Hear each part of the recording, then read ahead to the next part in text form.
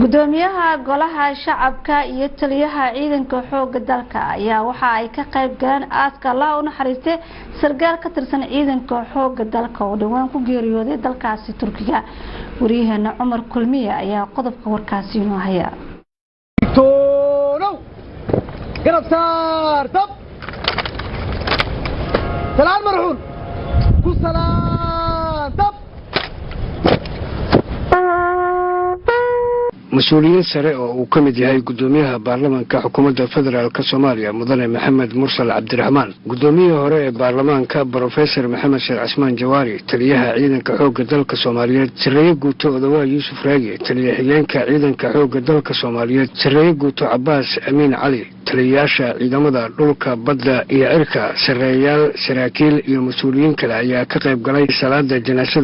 مرحوم جنرال محمد شيخ حسن مذوبي أو دوان كوغر يضي dalka Turkiga gudoomiye Mursal ayaa taasi tiraayada u diray ehelada qaraabada iyo guud ahaanba bulshada Soomaaliyeed ee uu ka baxay marxuumka isagoona alla uga baryay inuu jannadii firdawsa uu ka waraabiyo sidoo kale professor Maxamed Sheekh Cismaan Jawaari gudoomiye hore ee baarlamaanka Soomaaliya ayaa sheegay in marxuum General Madoobe uu ahaa shakhsi jacayl wadankiisa isla markaana uu kamid ahaa saraakiishii ciidanka xoogga dalka Soomaaliyeed oo nidaamka dawladnimada ee Soomaaliya kaalin fiican ka soo qaatay inna lillahi wa inna إليه راجعون مدن تلية لمان تلية سراكيشة أو عندما حوق الدولة الصومالية لمان قرابتي هلا مش سكوت جمد وحا عن آد روائنا معت جارة أو إليو تليها عندما حوق الدولة الصومالية تلياشة مش جنرال مش سوي يمد لمان سراكيشة عندما ذلك يمد حبكوا عن بروتوكول كله إلى إيو سيد وعن أدوبة بادستان سيد وعن أدمرتا أدوب دريشان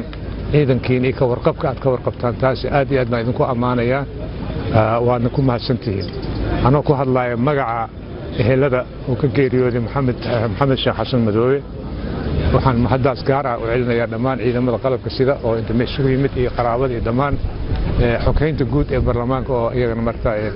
cabdiqaadir madoobe daraaj meesha u yimid kulligooda mahad gaar ah idinku jeedinaya waadna ku mahadsantihiin aad iyo aad u mahadsantihiin waxaan dhammaan mar kale ku celinayaa cid alla ciddii deen ku leh ama ku sheegan karta in ay nagala soo xiriirto annaka si marta arrintaasi loo gabagabeeyo dhanka kale taliyaha ciidanka xoogga dalka Soomaaliyeed Sirey Guuto Odawaa Yuusuf Raagi ayaa sheegay inuu marxuumku ahaa shakhsi qiimo iyo taariikh weyn ku dhaxlaha ciidanka xoogga dalka Soomaaliyeed jecelna Soomaalinimada iyo in meel looga soo wada jeesto cadawga ummadda Soomaaliyeed inna lillahi wa inna ilayhi raaji'uun guud ahaan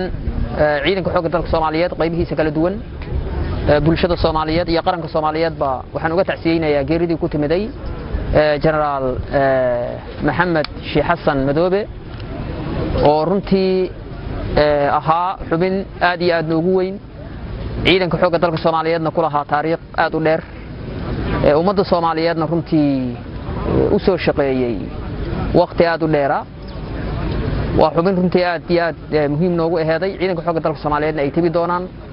waxaan tacsitii raanyada u dirayaa guud ahaan ummadda Soomaaliyeed iyo ciidanka xoogga dalka Soomaaliyeed ee uu ka geeriyooday waxaan murugada la qaybsanaynaa cid walba oo runtii uu taabanayo geeridaas xanuunka badan ee nagu timiday